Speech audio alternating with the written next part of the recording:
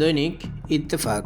Iran, Israel ও যুক্তরাষ্ট্র কেউই পিছু না হটার ঘোষণা দিয়েছে। লেবাননের বৈরুতের দক্ষিণে ইসরায়েলি বিমান হামলার পর ধোঁয়া উঠতে দেখা যাচ্ছে। সৌদির মার্কিন দূতাবাসে হামলা। তেল আবিবে আরও ক্ষেপণাস্ত্রের আঘাত ইরানের। ইরানের প্রেসিডেন্ট ভবনসহ শীর্ষ নেতাদের দপ্তরে হামলা। পরমাণু কেন্দ্র ক্ষতিগ্রস্ত। অনন্তকাল ধরে যুদ্ধ চালানোর ক্ষমতা আছে, প্রয়োজনে স্থল অভিযান চলবে বললেন ট্রাম্প। বাহরাইনে মার্কিন ঘাঁটি ধ্বংসের দাবি তেহরানের। হরমুজ প্রণালী পুরোপুরি বন্ধ করে দিল তেহরান। পশ্চিমা প্রযুক্তি দিয়েই ওয়াশিংটন তেল আবিবের বিরুদ্ধে লড়ছে তেহরান। ব্যবহার করা হয় সস্তা ড্রোন, নকল ক্ষেপণাস্ত্র। হামলার জন্য শনিবারকেই বেছে নেওয়া হয়। মার্কিন সহকারী পররাষ্ট্রমন্ত্রী পল কাপুর এখন ঢাকায়। আইসিইউতে ছড়িয়ে পড়ছে ওষুধ প্রতিরোধী ছত্রাক। আইসিডিআরবি এর গবেষণা। মাধ্যমিক স্তরে শারীরিক ও মানসিক স্বাস্থ্য শিক্ষা বাধ্যতামূলক হচ্ছে। সাবেক উপদেষ্টা আসিফ মাহমুদের ব্যাংক হিসাব তলব। জুলাই জাতীয় সনদ বাস্তবায়ন আদেশ এবং গণভোট অধ্যাদেশ ৩ ধারা কেন সংবিধানের সঙ্গে সাংঘর্ষিক ও আইনগত কর্তৃত্ব বহির্ভূত ঘোষণা করা হবে না তা জানতে চেয়ে রুল জারি করেছে হাইকোর্ট। দৈনিক আমার দেশ।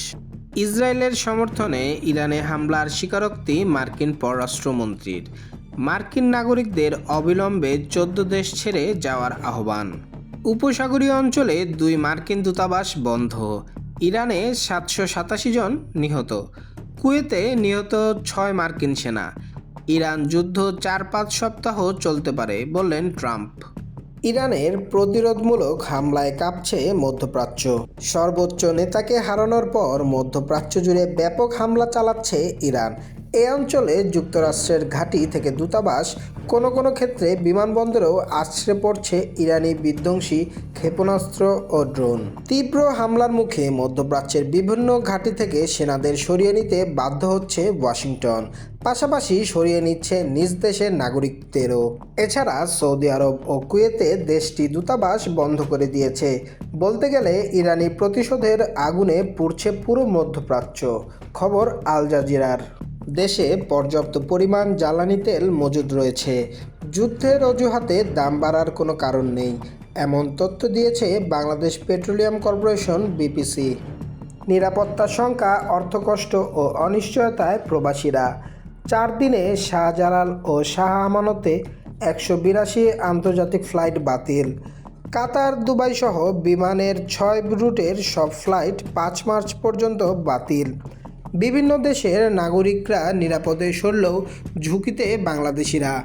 সমস্যা সমাধানে বিশেষ সেল খোলা হয়েছে, মনিটরিং হচ্ছে বললেন প্রবাসী কল্যাণমন্ত্রী। দৈনিক যুগান্তর। হরমুজ প্রণালী বন্ধ, আটকে আছে 7 শতাধিক জ্বালানি ট্যাঙ্কার। জাহাজ অতিক্রম করলেই আগুন ধরিয়ে দেওয়ার হুঁশিয়ারি ইরানের। তেল ও এলএনজি নিয়ে চিন্তায় সরকার। ইরানি হামলার বিস্তৃতি দেখে অবাক ট্রাম্প। পাল্টা আঘাতে জ্বলছে মধ্যপ্রাচ্য। ইরানে ইসরায়েল ও যুক্তরাষ্ট্রের যৌথ পাল্টা হামলায় দুবাই সহ মধ্যপ্রাচ্যের বিভিন্ন মার্কিন ঘাঁটিতে তেহরানের ক্ষেপণাস্ত্র বর্ষণের ফলে সংযুক্ত আরব আমিরাতের বাণিজ্যিক রাজধানী দুবাইয়ে চরম অচলাবস্থা সৃষ্টি হয়েছে। দুবাই আন্তর্জাতিক বিমানবন্দর ক্ষতিগ্রস্ত ও বন্ধ হয়ে যাওয়ায় সেখানে বসবাসরত প্রভাবশালী ও ধনী ব্যক্তিরা এখন সপরিবারে দেশ ছাড়তে মরিয়া হয়ে উঠেছেন। এখন তাদের কাছে বিমানের একটি টিকিট যেন সোনার হরিণ। বাণিজ্যিক ফ্লাইট বন্ধ থাকায় তাদের একমাত্র ভরসা এখন ব্যক্তিগত বিমান বা প্রাইভেট জেট।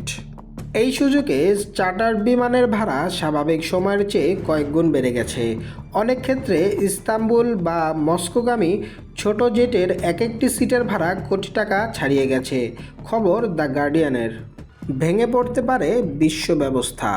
দুদক চেয়ারম্যান ও 2 কমিশনারের পদত্যাগ। ঢাকায় 2 সিটি নির্বাচন, 3 দলের সম্ভাব্য প্রার্থীরা তৎপর।